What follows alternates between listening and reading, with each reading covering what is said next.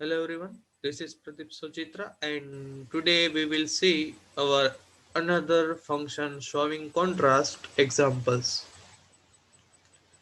આજે આપણે showing contrast ના example જોઈશું જેની અંદર contrast એટલે વિરોધાભાસ થાય છે. આપને વિડિયો લેક્ચર 1 એટલે કે જે showing contrast function નામનો જે વિડિયો છે તેની અંદર તમને ખ્યાલ આવી ગયો હોવો છે. તેમ છતાં આપણે આ એક્ઝામ્પલ જોઈશું, સાથે સાથે તેની વાક્ય રચના પણ જોઈશું.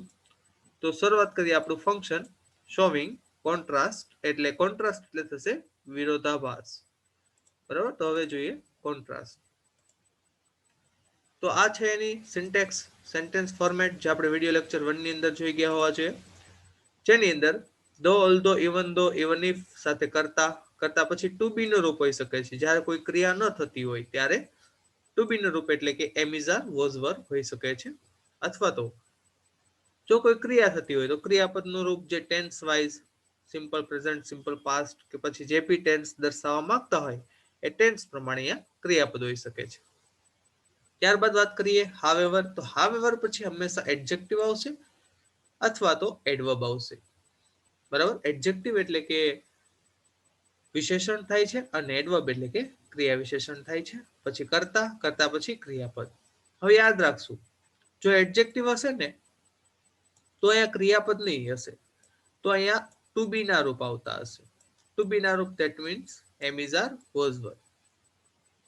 અને જો એડવર્બ હશે તો પછી અહીંયા ક્રિયાપદ આવતું હશે. આ એનો ડિફરન્સ છે જ્યારે એડજેક્ટિવ હોય અને જ્યારે એડવર્બ હોય ત્યારે. નેક્સ્ટ આવે છે ઇનસ્પાઇટ ઓફ અથવા તો ડિસ્પાઇટ. ડિસ્પાઇટ ઓફ પણ હોઈ શકે છે, ઇનસ્પાઇટ ઓફ પણ હોઈ શકે છે. બરાબર છે. હવે ઇનસ્પાઇટ ઓફ પછી તમને અહીંયા કદાચ ડાયરેક્ટ નાઉન બી ઘણી વાર આપી શકે છે.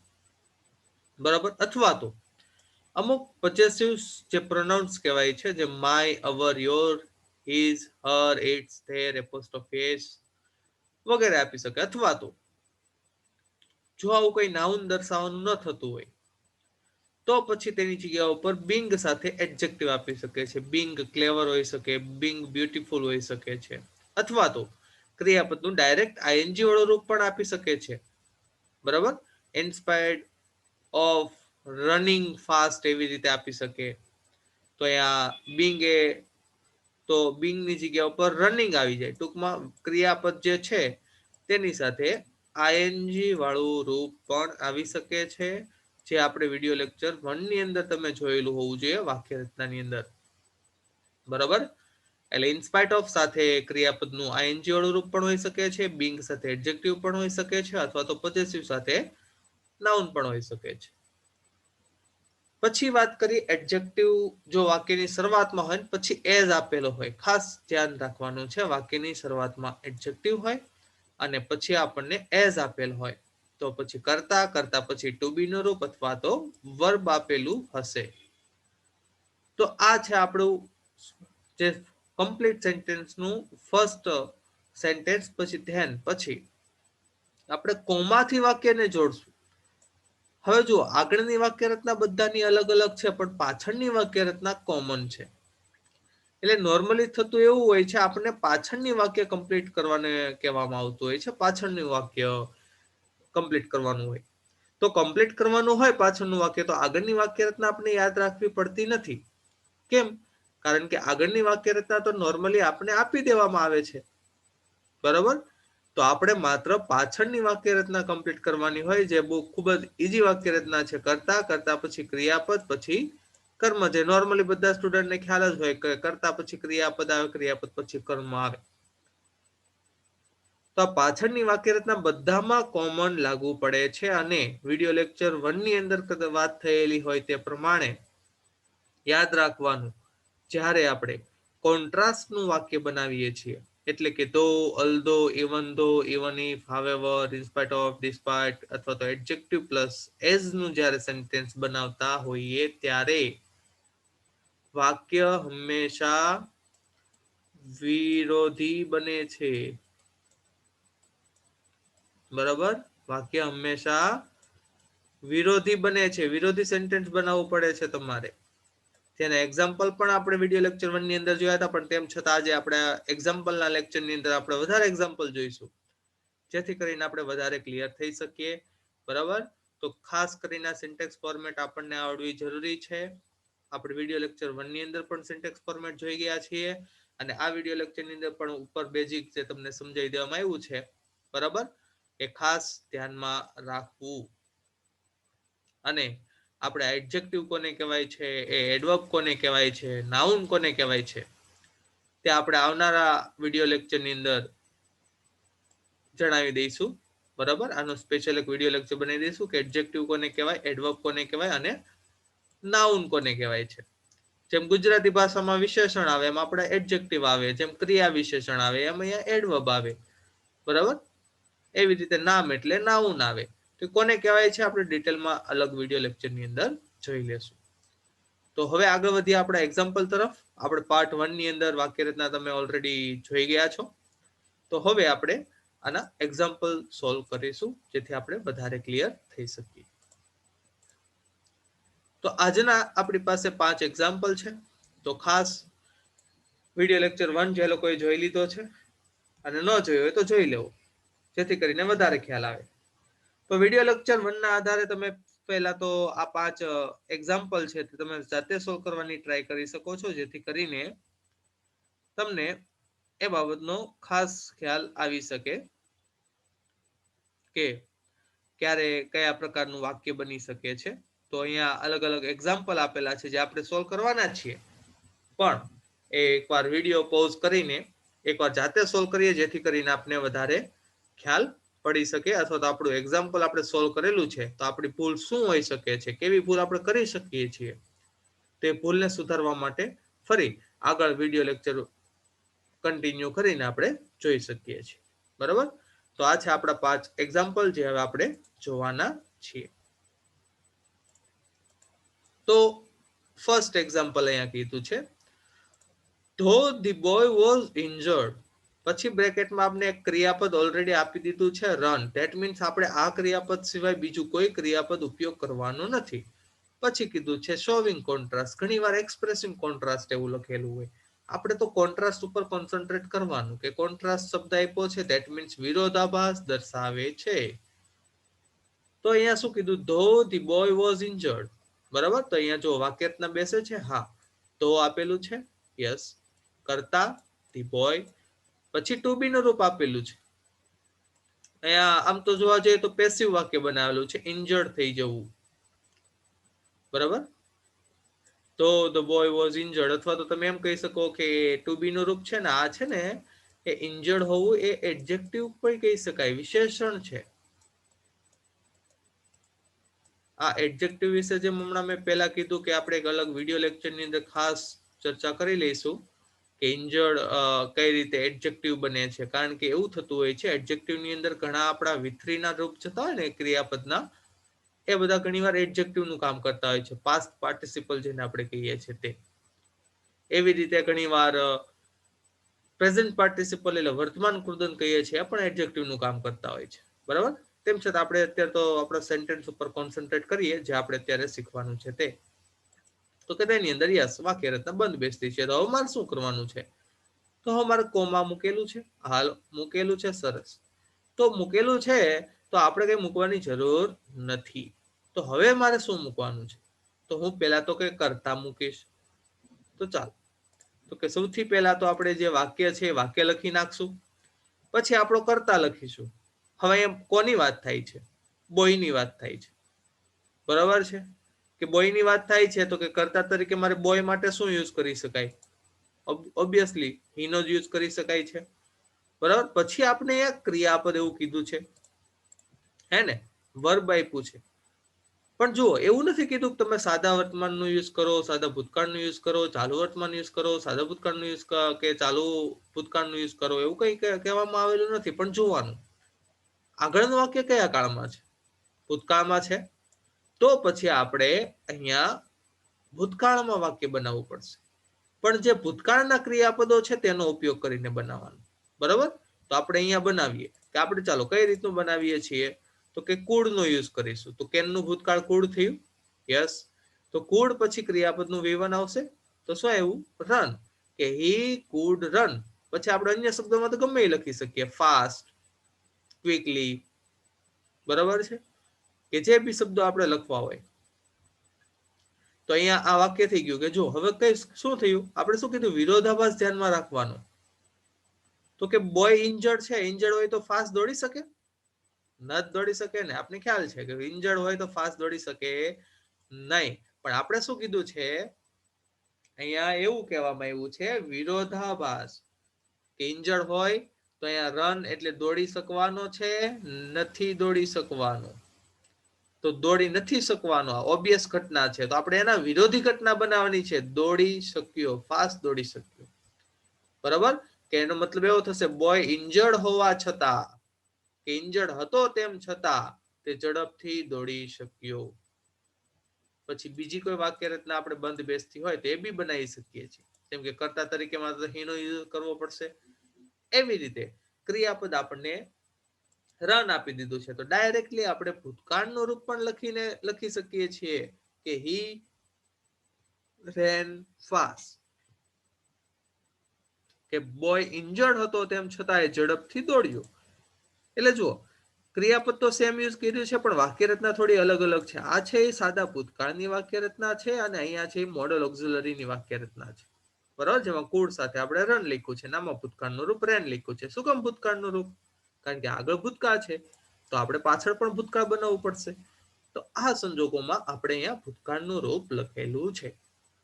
પણ યાદ એવું રાખવાનું કે વિરોધી વાક્ય બનાવવાનું છે. ઇન્જર્ડ હોય તો દોડી શકે, ન દોડી શકે.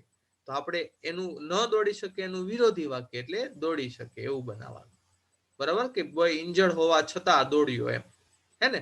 એવી રીતે વાક્ય બનશે કે ઇન્જર્ડ હોય તો ન દોડે, પણ તેમ છતાં ફાસ્ટ દોડ્યો. બરાબર? તો આ સંજોગોમાં વાક્ય બનશે. એટલે ખાસ વિરોધી વાક્ય બને છે એ બાબતનું ખાસ ધ્યાન રાખવું પડશે જ્યારે આપણે કોઈ પણ ક્વેશ્ચન અટેન્ડ કરતા હોઈએ ત્યારે. તો નેક્સ્ટ એક્ઝામ્પલ જોઈએ. ઓકે, નેક્સ્ટ એક્ઝામ્પલ છે however fast he ran. તો અહીંયા જે વાક્ય રચના છે વાઇઝ however છે, યસ. પછી અહીંયા એડવર્બ આપેલું છે, ક્રિયા વિશેષણ ફાસ્ટ. પછી કર્તા આપેલું છે he, અને ક્રિયાપદનું ભૂતકાળનું રૂપ આપેલું છે રેન. જો એમાં ખાલી ક્રિયાપદનું મૂળ રૂપ, ભૂતકાળનું રૂપ એવું નથી લખેલું, કારણ કે વેરિયસ ક્રિયાપદ આવી શકે છે અહીંયા ટેન્સ વાઇઝ. સાદો વર્તમાન હોય તો મૂળ રૂપ એસ કેસ વાળું રૂપ હોય, સાદો ભૂતકાળ હોય તો ક્રિયાપદનું ભૂતકાળનું રૂપ હોઈ શકે. એટલે વેરિયસ ક્રિયાપદ હોઈ શકે છે. એટલા માટે અહીંયા કોઈ આપણે ઇન્ડિકેટ નથી કરતા કે કયા કયા કાળનું હોઈ શકે છે. બરાબર? એટલે આપણે એ બાબતનું ખાસ ધ્યાન રાખશું. કોઈ પણ ક્રિયાપદ આવી શકે છે, એટલે ખાલી વર્બ લખેલું છે. તો એ શું કીધું આપણે કે however fast he ran. તો વાક્યરચના બંધ બેસતી છે, યસ. તો હવે વાક્યને શેનાથી જોડશું આપણે? કોમાથી. તો હવે આપણે શરૂઆત કરીએ વાક્ય બનાવવાની. ઓકે, લખી નાખ્યું however fast he ran. પછી શું લખવાનું કીધું છે આપણે? તો કે અહીંયા કર્તા આવે છે. તો કે કોણ દોડે છે? he અહીંયા દોડે છે. તો કર્તા તરીકે હું યુઝ કોનો કરીશ? he નો જ કરીશ. તો ચાલો લખી દો he. બરાબર? તો he લખી દીધું. ઓકે, પછી શું કીધું છે? ક્રિયાપદ. તો જો ક્રિયાપદ તો અહીંયા ઓલરેડી આપી દીધું છે, રીચ એટલે પહોંચવું. હવે જુઓ, આપણે શું કરવાનું છે? વિરોધી વાક્ય બનાવવાનું છે. તો જુઓ, અહીંયા રેન એટલે દોડે છે. કેવી રીતે દોડે છે? ફાસ્ટ દોડે છે. બરાબર છે? તો આપણે ફાસ્ટ દોડે તો ઓન ટાઈમ અથવા તો વહેલા પહોંચી શકે કે ન પહોંચી શકે? ઓબ્વિયસ પહોંચી શકે. ઝડપથી દોડે તો પહોંચી શકે ને. પણ આપણે અહીંયા કોન્ટ્રાસ્ટના વાક્ય બનાવીએ છીએ. પહોંચી શકે નું શું બનાવવાનું? ન પહોંચી શકે. બરાબર? ખ્યાલ આવી ગયો કે અહીંયા આપણે કીધું ફાસ્ટ રેન ફાસ્ટ એટલે ઝડપથી દોડ્યો. તો ઝડપથી દોડ્યો તો રીચ એટલે પહોંચવું, કે ઓન ટાઈમ કે વહેલા, કે પહોંચી શકે કે ન પહોંચી શકે? યસ, પહોંચી શકે. પણ આપણે અહીંયા કોન્ટ્રાસ્ટ બનાવતા હોય એટલે ન પહોંચી શકે એવું વિરોધી વાક્ય બનાવવાનું. એટલે અહીંયા રીચ એટલે પહોંચી ન શકે. તો એ સંજોગોમાં આપણે અહીંયા વિરોધી વાક્ય બનાવશું. એટલે આપણે લખીએ છીએ could not. could not પછી ક્રિયાપદનું મૂળ રૂપ આવશે એટલે લખીશું રીચ. પછી અન્ય શબ્દોમાં આપણે ઓન ટાઈમ લખી શકીએ, અર્લી લખી શકીએ. બરાબર?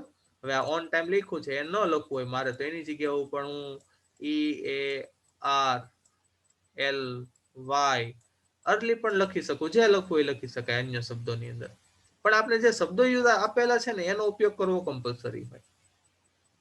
બરાબર. એ જ રીતે આપણે એ જ ફોર્મેટ સેમ ફોર્મેટ વાક્ય રચના છે એનાથી આપણે બીજું વાક્ય બનાવીએ કે હાવ એવર ફાસ્ટ હી રેન, પછી કોમાથી વાક્ય જોડવાનું, કરતા લખવાનું. કોણ છે આપણો કરતા? હી. બરાબર છે. પણ પહોંચે છે, રીચ એટલે પહોંચવું, ઓન ટાઈમ પહોંચી શકે છે? તો કે ફાસ્ટ દોડે તો પહોંચી શકે, પણ આપણે વિરોધી વાક્ય બનાવીએ છીએ. એટલે પહોંચી શકે નહીં, રીચ એટલે પહોંચવું, પહોંચી શકે નહીં, તો નકાર વાક્ય બનાવીએ. તો હવે શેનો યુઝ કર્યો છે આપણે? ડીડ નોટ નો યુઝ કરીએ છીએ. ટૂંકમાં સાદા ભૂતકાળનું વાક્ય બનાવીએ છીએ. બરાબર. એટલે કે હું અહીંયા અલગ અલગ એક્ઝામ્પલ એટલા માટે દર્શાવું છું કે આપને બાબતનો ખ્યાલ આવે કે આપણે અલગ અલગ રીતે વાક્ય બનાવી શકીએ છીએ. અહીંયા કોઈ તમને એવું બંધન આપવામાં નથી એવું તમારે ફિક્સ વાક્ય રચના યુઝ કરવાની, કે કુડ નોટ જ આવવું જોઈએ, કે ડીડ નોટ જ આવવું જોઈએ. એ રીતે તમે અલગ અલગ વાક્ય રચના યુઝ કરી શકો છો. પૂર્ણ ભૂતકાળ માટે તમે હેડ નોટ નો યુઝ કરી શકો છો. બરાબર છે. પણ વાક્ય રચના પછી ફોલો થવી જોઈએ કે ડીડ નોટ સાથે કયું રૂપ આવશે? V1 નો આવશે. યસ, તો રીચ આવી ગયું, રીચ ઓન ટાઈમ. બરાબર. તો આ થયું આપણું એક્ઝામ્પલ, કે જેની અંદર શું જોયું? તો કે એની અંદર એવું જોવામાં આવ્યું કે ફાસ્ટ દોડે છે તો પહોંચી શકે કે ન પહોંચી શકે? તો કે નિયમ પ્રમાણે એ પહોંચી શકે, પણ અહીંયા કોન્ટ્રાસ્ટ એટલે વિરોધાભાસ, એટલે આપણે નકાર વાક્ય બનાવશું, ન પહોંચી શકે એવું. ન પહોંચી શકે એના માટે આપણે નોટ નો યુઝ કર્યો. બરાબર. અને ક્રિયાપદ તો આપણે કહ્યું છે કે રીચ નો ઉપયોગ કરવો કમ્પલસરી છે, એટલે આપણે એનો જ ઉપયોગ કર્યો. પછી ઓન ટાઈમ, અર્લી, એ પ્રમાણે આપણે અહીંયા બી અર્લી લખી શકીએ છીએ. એટલે કરતા તો આપણે અહીંયા હી છે તો અહીંયા બી હી નો જ યુઝ કરવાનો છે. બરાબર. એ રીતે આપણે અલગ અલગ શબ્દોનો ઉપયોગ કરીને વાક્ય બનાવી શકીએ છીએ. બરાબર. તો હવે મારા ખ્યાલથી તમને ખ્યાલ આવી ગયો હશે કઈ રીતે વાક્ય બને છે. પણ ખાસ યાદ રાખવાનું, તો આનો મતલબ શું થશે? જો કે however fast he ran, કે તે ઝડપથી દોડ્યો તેમ છતાં તે સમયસર પહોંચી શક્યો નહીં. કે તે ઝડપથી દોડ્યો તેમ છતાં તે સમયસર પહોંચ્યો નહીં. એટલે તેમ છતાં એટલે વિરોધાભાસ થઈ ગયો ને, કે however છે, ધો, ઓલ્ધો, ઇવન ધો છે, તે બધા વિરોધાભાસ દર્શાવે છે. બરાબર. એટલે અલગ રીતે વાક્ય બને છે, અથવા તો વિરોધી વાક્ય બને છે. હવે જોઈએ નેક્સ્ટ એક્ઝામ્પલ, જેની અંદર આપણે કહેવામાં આવ્યું છે in spite of his sickness. Sickness એટલે જો અહીં આપણે વાત થઈ હતી નાઉન, આ છે ને પોઝેસિવ આવ્યું. જો આ હિઝ છે એ લખેલું આવ્યું, પછી આ નાઉન આવ્યું સિકનેસ. સિકનેસ એટલે થાય બીમારી, કે તેની બીમારી છતાં. બરાબર. પછી અહીંયા વર્ડ આપ્યો છે એક્ઝામ, અને આપને કીધું છે શોવિંગ કોન્ટ્રાસ્ટ, વિરોધાભાસ દર્શાવવાનું કીધું છે. બરાબર. કે તેની બીમારી હોવા છતાં, હવે કોઈ બીમાર હોય તો એક્ઝામ અટેન્ડ કરવાની શક્યતાઓ હોય ન હોય. બરાબર. કે કોઈ બીમાર છે તો એક્ઝામ અટેન્ડ કરે નહીં. પણ આપણે શું કીધું અહીંયા? વિરોધાભાસ. એક્ઝામ અટેન્ડ ન કરે, પણ અહીંયા એક્ઝામ અટેન્ડ કરે છે એવું દર્શાવશું, કે તે બીમાર હોવા છતાં, તેની બીમારી છતાં તેને એક્ઝામ અટેન્ડ કરી. બરાબર. એટલે કે સક્ષમ નતો એક્ઝામ અટેન્ડ કરો, તેમ છતાં, એટલે વિરોધી ઘટના કરી એમ. એટલે અહીંયા આપણે એક્ઝામ અટેન્ડ કરી એવું સેન્ટેન્સ બનશે. શું કામ? કારણ કે વિરોધાભાસ છે. In spite of his sickness, કે તેની બીમારી હોવા છતાં તેને એક્ઝામ અટેન્ડ કરી, એક્ઝામમાં ગયો, એક્ઝામ આપવા માટે ગયો, વગેરે વગેરે પ્રકારના હમણાં જે આપણે એક્ઝામ્પલ જોઈએ છે એ પ્રમાણે એક્ઝામ્પલ અહીંયા બનશે. બરાબર. તો એક્ઝામ્પલ જોઈએ, જેમાં આપણે સૌથી પહેલા તો in spite of his sickness લખી નાખશું. પછી હવે કર્તા તરીકે કોનો યુઝ કરશું? હી. શું કામ હી નો યુઝ કરેલો છે? કારણ કે અહીંયા શું લખ્યું છે? હિઝ. તો કર્તા તરીકે કોણ આવ્યું? હી. પછી આપણને અહીંયા શું કહેવામાં આવ્યું છે?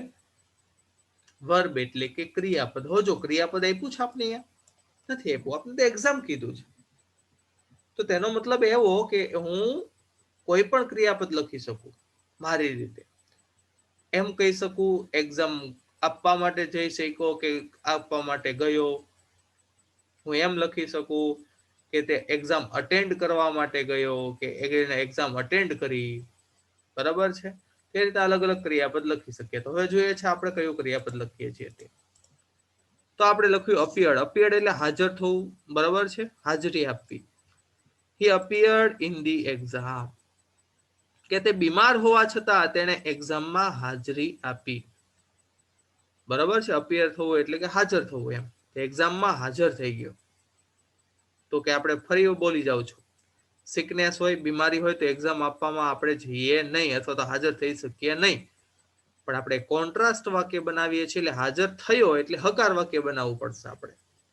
એવી રીતે જો બીજું એક્ઝામ્પલ બનાવવું હોય તો in spite of his sickness કરતા કોણ આવશે? હી. કેમ? કારણ કે આગળ હીઝ લખેલું છે. તો બીજું કયું ક્રિયાપદ વાપરી શકાય છે? અટેન્ડિડ. બરાબર, અટેન્ડિડ ધી એક્ઝામ, કે એક્ઝામને અટેન્ડ કરી, કે તે બીમાર હતો તે એક્ઝામ અટેન્ડ કરી શકે તેમ નહોતો પણ તેમ છતાં તેણે એક્ઝામ અટેન્ડ કરી, એટલે વિરોધી વાક્ય બને છે.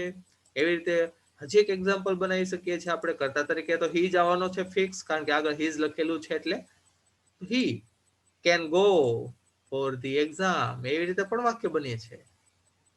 તો જો અહીંયા અલગ અલગ રીતે આપણે વાક્ય બનાવેલા છે. જો કરતા સમાન જ છે. કેમ? કારણ કે આગળ હીઝ લખેલું છે. પછી ક્રિયાપદ, તો કે તમને કોઈ ક્રિયાપદની વાત જ નથી થઈ, અહીંયા તો ખાલી એક્ઝામ બાબતે વાત થઈ છે. તો જો એક્ઝામ બધામાં કોમન છે, તો એક્ઝામને લગતું કયું કયું ક્રિયાપદ હોઈ શકે? તો કે અપિયર્ડ થવું, ત્યાં હાજર થવું. પછી એક્ઝામને અટેન્ડ કરવાનું થાય અથવા તો એક્ઝામ માટે જવાનું થાય, ગો ફોર એટલે ના માટે જવું. બરાબર. તો આપણી રીતે અહીંયા પછી આપણે ચાલો સાદો વર્તમાન બનાવવું હોય તો ગોઝ ફોર લખી શકાય. બરાબર છે. અથવા તો ચાલો ગોઝ ફોર ધી એક્ઝામ. એવી રીતે ભૂતકાળ બનાવવું હોય તો અહીંયા વેન્ટ લખી શકું, he went for the exam. હે ને? એટલે અલગ અલગ ક્રિયાપદ જો હજી બી આ સેન્ટેન્સ બધા બને છે. he goes for the exam, he went for the exam. એ કાળ પ્રમાણે હું ફેરવું છું અત્યારે તો. એવી રીતે તમારા મનમાં પણ જો એક્ઝામ લખ્યું તો કોઈ ક્રિયાપદ હોય તો એ પણ તમે લખી શકો અહીંયા. કારણ કે આપણે અહીંયા તો ખાલી એક્ઝામ વર્ડ આપ્યો છે, કોઈ ક્રિયાપદ વર્ડ આપેલો નથી. અને આગળના પણ ફંક્શનના એક્ઝામ્પલની અંદર આપણે જોઈ ગયા છે કે જ્યારે ક્રિયાપદનો આપ્યું તો આપણી રીતે કોઈ બી ક્રિયાપદનો ઉપયોગ કરી શકાય છે. બરાબર છે. તો આ તો આપણો example number 3, in spite of his sickness, કે તે બીમાર હોવા છતાં તે એક્ઝામમાં અપિયર થયો, હાજર થયો, એક્ઝામમાં અટેન્ડ થયો, અથવા તો તે એક્ઝામ માટે જઈ શક્યો. બરાબર છે. એવી રીતે અહીંયા કેનનું તમે કુડ કરીને પણ લખી શકો છો. કેનનું COULD, કુડ, કે he could go for the exam. એ રીતે પણ લખી શકાય છે. તો કે સિકનેસ હોય તો એ એક્ઝામ માટે જઈ શકે? ના, ન જઈ શકે. પણ આપણે વિરોધી વાક્ય, ન જઈ શકે નું વિરોધી જઈ શકે, તો આપણે વાક્ય હકાર બનાવ્યું છે. એટલે ખાસ આ બાબત ઉપર ધ્યાન આપજો કે આપણે વિરોધી વાક્ય બનાવવાનું થશે કે બીમાર હોવા છતાં તે એક્ઝામ માટે ગયો, કે એક્ઝામ અટેન્ડ કરી, કે અપિયર્ડ થયો. બરાબર. તો આશા રાખું છું કે તમને આ એક્ઝામ્પલ પણ ખાસ સારી રીતે સમજાઈ ગયો હશે. હવે જોઈએ નેક્સ્ટ એક્ઝામ્પલ, એક્ઝામ્પલ નંબર 3. અહીંયા સેમ આપણે વાક્ય રચના ફરી રિપીટ થાય છે પણ થોડું ડિફરન્સ એ છે કે ડિસ્પાઇટ લખ્યું છે. ડિસ્પાઇટ પછી જો ડાયરેક્ટ નાઉન આપી દીધું છે. બરાબર છે, હોઈ શકે. આપણે વિડિયો લેક્ચર 1 ની અંદર જોયું છે ડાયરેક્ટ નાઉન હોઈ શકે છે. કે despite shortage of water. Shortage of water એટલે પાણીની અછત છતાં. તો કે અહીંયા જુઓ મેં શું કર્યું છે, ઇમ્પોર્ટન્સ અને ઓર કરીને સેવ, એટલે બે એક્ઝામ્પલ બનાવવા માટે મેં લખેલું છે. આવું પૂછાશે નહીં હા તમારે એક્ઝામની અંદર. ઓર વાળું કે બે માંથી એકનો ઉપયોગ કરીને બનાવો, કા ઇમ્પોર્ટન્સ નો ઉપયોગ કરીને બનાવો, કા સેવ નો ઉપયોગ કરીને બનાવો. આ તો મેં લખેલું છે. એક્ઝામ્પલમાં સોરી એક્ઝામની અંદર આવું નહીં પૂછશે તમને. કાં તો ઇમ્પોર્ટન્સ આવશે, કાં તો સેવ આવશે. આ તો આપણે બે પ્રકારના એક્ઝામ્પલ બનાવવા હતા એટલા માટે મેં ખાલી આટલું લખેલું છે. બરાબર. ઇમ્પોર્ટન્સ એટલે થાય મહત્વ, સેવ એટલે બચાવવું. તો પહેલા આપણે વાક્ય બનાવશું ઇમ્પોર્ટન્સ થી. બરાબર. અને ઇન્ડિકેટિંગ કોન્ટ્રાસ્ટ એવું લખેલું છે. મેં હમણાં અગાઉ કહેલું છે કે ઇન્ડિકેટિંગ છે, એક્સપ્રેસિંગ છે, એ તમારે નથી દર્શાવવાનું. એના પર તમારે ધ્યાન નથી આપવાનું. તમારે કયા બાબત ઉપર ધ્યાન આપવાનું? એ કોન્ટ્રાસ્ટ લખેલું છે, હા, તો તેના પર ધ્યાન આપવાનું આપણે. બરાબર. ફરી વાર બોલું છું કે આ બે વર્ડ તમને નહીં આપવામાં આવશે ઓર તરીકે કે આનો ઉપયોગ કરો અથવા આનો ઉપયોગ કરો, પણ આ તો આપણે એક્ઝામ્પલ બનાવવા માટે કીધું છે. કે આ અથવા તો આ, એટલે પહેલા આપણે ઇમ્પોર્ટન્સ થી બનાવીએ, પછી આપણે સેવ થી બનાવશું. બરાબર? તો જોઈએ, ચાલો એક્ઝામ્પલ ઉપર ધ્યાન આપીએ એટલે વધારે ખ્યાલ આવે. ઓકે, તો સૌથી પહેલા આપણે શું કરશું, તો કે ડિસ્પાઇટ શોર્ટેજ ઓફ વોટર એટલું તો લખી જ નાખવાનું છે. ઓકે, પછી વાક્યને આપણે કોમાથી જોડવાનું છે. તો કોમા અહીંયા ઓલરેડી આપણી પાસે છે. હવે કોણ આવે છે? કર્તા. તો જો કોઈ કર્તા આપેલો છે? નથી આપેલો. તો કે આપણે આપણી રીતે કર્તા કોઈ બી લખી શકીએ. કેમ? કારણ કે કર્તા આપણે કઈ ડિસ્ક્રાઇબ નથી કરવામાં આવ્યું. તો કે નોર્મલી શોર્ટેજ ઓફ વોટર, પાણીની અછત છે, તો આપણે બધાને લાગુ પડતું હોય, તો આપણે અહીંયા કર્તા તરીકે બંધ બેસતું તરીકે વી લખી શકીએ. કમ્પલસરી નથી, પણ આપણે કોઈ બી ક્રિયાપદના સ્થાને આપણે વી લખવું થોડુંક બંધ બેસતું લાગે છે એટલે વી લખી દઈએ. તમે હી લખો, શી લખો, ધે લખો તો બી ચાલશે. બરાબર? ઓકે, કરતા પછી શું કીધું? ક્રિયાપદ. હવે જો ક્રિયાપદ, તો કે પેલા કે વાત કરી ઇમ્પોર્ટન્સ. ઇમ્પોર્ટન્સ એટલે મહત્વ થાય. ધેટ મીન્સ આપને કોઈ ક્રિયાપદ આપેલું નથી. બરાબર છે? તો કે શોર્ટેજ ઓફ વોટર હોય, પાણીની અછત હોય, તો આપણે ઇમ્પોર્ટન્સ એનું સમજવું પડે. આપણે એવું કીધું, જો ઇમ્પોર્ટન્સ એટલે મહત્વ સમજવું પડે. સમજવું એટલે અન્ડરસ્ટેન્ડ. તો કે શોર્ટેજ ઓફ વોટર હોય, પાણીની અછત હોય, તો આપણે એનું મહત્વ સમજતા હોવા જોઈએ. પાણીની અછત છે તો એનું મહત્વ શું છે આપણે સમજતા હોવા જોઈએ. પણ અહીં આપણે વિરોધી વાક્ય બનાવીએ છીએ એટલે સમજતા નથી એવું વાક્ય બનાવશું. બરાબર? સમજતા નથી એટલે ક્રિયાપદ તરીકે આપણે સમજવું એટલે કે અન્ડરસ્ટેન્ડ નો ઉપયોગ કરીશું. એટલા માટે આપણું વાક્ય કંઈક આ રીતનું બનશે: ડુ નોટ અન્ડરસ્ટેન્ડ. કે આપણે સમજતા નથી એટલે મેં વર્તમાન બનાવ્યું છે એમ. પછી તમે ભૂતકાળ બનાવી શકો તો ડીડ નોટ અન્ડરસ્ટેન્ડ બની શકો, અથવા તો કુડ નોટ અન્ડરસ્ટેન્ડ બનાવી શકો છો. બરાબર? આપણી રીતે પછી અલગ અલગ ક્રિયાપદનું, જો મેં ફરી વાર કીધું હતું કે આની આગળના એક્ઝામ્પલની અંદર કે ક્રિયાપદ ન આપ્યું હોય તો આપણી રીતે આપને મનમાં આવે છે ક્રિયાપદ આપણે બંધ બેસતું હોય તો એ લખી શકીએ છીએ.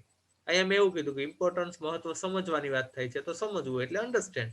એટલા માટે મેં લખ્યું છે અન્ડરસ્ટેન્ડ. તો કે શોર્ટેજ હોય, પાણીની અછત, તો આપણે એનું મહત્વ સમજતા હોવા જોઈએ કે અછત છે. પણ આપણે અહીંયા વિરોધી વાક્ય બનાવીએ છીએ એટલે અછત છે એનું શું થઈ જશે? સોરી, ઇમ્પોર્ટન્સ, મહત્વ સમજતા હોવા જોઈએ, એનું શું થઈ જશે? નથી સમજતા એમ. કે we do not understand its importance. Its એટલે તેનું, ઇમ્પોર્ટન્સ એટલે મહત્વ, આપણે તેનું મહત્વ સમજતા નથી. બરાબર? એવી રીતે બીજું વાક્ય બનાવ્યું તો કે જો આપણે સેવ નો ઉપયોગ કરીને બનાવી, હે ને, ડિસ્પાઇટ શોર્ટેજ ઓફ વોટર, પછી કોમા, પછી કરતા. કરતા તરીકે વી યુઝ કર્યું. સેવ, તો સેવ તો ક્રિયાપદ છે, તો હા અહીંયા આપણે ક્રિયાપદના સ્થાને સેવ નો ઉપયોગ કરી શકશું હવે, હે ને, કે અહીંયા ક્રિયાપદના સ્થાને શું આવશે? સેવ આવશે. બરાબર છે? તો we do not save water. થઈ ગયું કે આપણે પાણી બચાવતા નથી. કે ડિસ્પાઇટ શોર્ટેજ ઓફ વોટર, પાણીની અછત હોય તો પાણી આપણે બચાવવું જોઈએ અથવા આપણે બચાવતા હોઈએ. પણ અહીંયા આપણે વિરોધી વાક્ય છે, તો વિરોધી વાક્ય હોય ત્યારે આપણે વાક્ય નકાર બની જાય છે કે બચાવતા નથી. કે શોર્ટેજ હોય, અછત હોય, તો આપણે પાણી બચાવીશું, પણ બચાવીશું નો વિરોધાર્થી શું થઈ જશે? નથી બચાવતા એવું થઈ જશે. એટલે વાક્ય અહીંયા બની જશે અપોઝિટ, એટલે કે કોન્ટ્રાસ્ટ સેન્ટેન્સ અહીંયા બની જાય છે. હવે તો કદાચ તમને ખ્યાલ આવી જ ગયો હોવો જોઈએ કઈ રીતે આપણે વિરોધી વાક્ય બનાવીએ છીએ. કે પાણીની અછત હોવા છતાં આપણે તેનું મહત્વ સમજતા નથી, કે પાણીની અછત હોવા છતાં આપણે પાણી બચાવતા નથી, એવો મતલબ નીકળે છે અહીંયા. એટલે યાદ રાખવાનું, જે ઓબ્વિયસ ઘટના બનતી હોય, જેમ કે શોર્ટેજ ઓફ વોટર હોય, તો આપણે ઇમ્પોર્ટન્ટ સમજતા હોવા જોઈએ. સમજતા હોવા જોઈએ એનો વિરોધાર્થી નથી સમજતા. શોર્ટેજ ઓફ વોટર હોય તો આપણે પાણી બચાવતા હોવા જોઈએ. પાણી બચાવતા હોય એને વિરોધાર્થી નથી બચાવતા. એટલે વિરોધી વાક્ય બને છે, બાબત ખાસ ધ્યાનમાં રાખવી. હવે જોઈએ next example and last example આપણું, early as he got up. તો જો એડજેક્ટિવ આપ્યું છે અર્લી, વહેલા. અહીંયા જોવા જઈએ તો અર્લી એક એડવર્બ છે, ક્રિયા વિશેષણ છે. બરાબર છે? આ એડવર્બ છે. એડવર્બ કેમ ખબર પડી એડવર્બ છે? કારણ કે અહીંયા જો ક્રિયાપદ આપેલું છે. હમણાં આપણે સિન્ટેક્સ ની અંદર મેં તમને વાત કરી હતી, ક્રિયાપદ હોય ને ત્યારે એડવર્બ હોય, ટુ બી નું રૂપ હોય ને ત્યારે એડજેક્ટિવ હોય. બરાબર છે? તો કરતા આપેલો છે હી, ક્રિયાપદ આપેલું છે ગોટ અપ. ગોટ અપ એટલે ઉઠવું એમ. તો હવે મિસ એટલે ચૂકી જવું. આપણે કે બસમાં જવાનું હોય તો બસમાં જવા માટે આપણે વહેલા ઉઠીએ. તો વહેલા ઉઠીએ તો બસ થોડી ચૂકી જવાના આપણે. તો વહેલા ઉઠીએ તો બસ ચૂકી જઈએ નહીં. પણ આપણે વિરોધી વાક્ય બનાવવાનું છે બસ ચૂકી ગયા. એટલે બસ ચૂકી ગયા એટલે આપ્યું છે મિસ ક્રિયાપદ આપ્યું છે. બરાબર, એટલે વર્બ તરીકે આપણે મિસ નો ઉપયોગ કરવાનો છે. ઓકે, તો હવે બનાવીએ આપણે આપણું એક્ઝામ્પલ. તો કે સૌથી પહેલા તો હું લખી જ આપીશ કે early as he got up. પછી કર્તા તરીકે કોણ આવવાનું છે? હી. પછી ક્રિયાપદ તો કે મિસ. તો કે વહેલા ઉઠે તો મિસ થાય? બસ ન થાય. તો એનું વિરોધી વાક્ય લખવાનું છે મિસ ન થાય નું મિસ થયું. એટલે હકાર વાક્ય બનશે. એટલે શું આવશે? Missed. The bus, the train, જે બી લખવું એ પછી લખી શકાય. કારણ કે આપણી પાસે તો ક્રિયાપદ એક જ છે. ક્રિયાપદ આપણે અલગ અલગ યુઝ નથી કરી શકવાના. તો જો કર્તા તરીકે કોણ આવ્યું? હી. ક્રિયાપદ તરીકે કોણ આવ્યું? મિસ્ડ, કારણ કે આપણે અહીંયા આપી દીધું છે. પછી કર્મ અન્ય શબ્દ તરીકે આપણે લખી દીધું છે ધી બસ. એવી રીતે જો એમાં હું બીજું એક્ઝામ્પલ બનાવું તો કે early has he got up, he missed the train. એમ મેં ટૂંકમાં શું કર્યું? બસનું ટ્રેન કરી નાખ્યું. એમાં કઈ નવીન પછી કઈ કરવામાં આવ્યું નથી. કારણ કે થઈ શકે એમ નથી. શું કામ નથી થઈ શકે એમ? કે ક્રિયાપદ તો તમારે મિસનો જ ઉપયોગ કરવાનો છે. તો કે વહેલા ઉઠે તો કે મિસ થવાનું નથી. પણ એ આપણે વિરોધી બનાવીએ છીએ તો મિસ તો થાય જ છે. એટલે હકાર વાક્ય જ બને છે. તો પાછળ બસ લખું કે ટ્રેન લખું, જે બી લખું એ ચાલે. બરાબર, તો આ હતા આપણા એક્ઝામ્પલ. તો મારા ખ્યાલથી સમજાઈ ગયો હશે કે શું કીધું કે વહેલા ઉઠે છે તેમ છતાં હી મિસ ધી બસ. બસ ચૂકી ગયો. વહેલો ઉઠ્યો તો બસ ચૂકી ગયો એમ. બરાબર, આવા સંજોગોમાં આપણે મિસ નો વિરોધી વાક્યમાં આપણે કે વહેલા ઉઠે તો મિસ થાય? બસ ન થાય. ન થાય એનું વિરુદ્ધ શું થાય? મિસ થાય. તો વિરોધી વાક્ય આપણે લખવાનું થતું હોય છે. તો આ રીતે ખાસ એ બાબતનું ધ્યાન આપવું કે જ્યારે કોન્ટ્રાસ્ટના આપણે એક્ઝામ્પલ બનાવતા હોઈએ છીએ ત્યારે આપણે પાછળનું જે વાક્ય થતું હોય છે એ વિરોધી વાક્ય લખવાનું થતું હોય છે. એ બાબતે ખાસ ધ્યાન રાખવું. હવે આ બાબતે તમારે કોઈ ક્વેરી હોય તો તમે કમેન્ટ બોક્સની અંદર પણ લખી શકો છો. અને જો ચેનલને સબસ્ક્રાઇબ ન કરેલી હોય તો ફર્ધર વિડીયોઝ માટે સબસ્ક્રાઇબ કરી રાખજો, જેથી કરીને આગળની અપડેટ્સ પણ તમને મળતી રહે. So then see you again next in video lecture.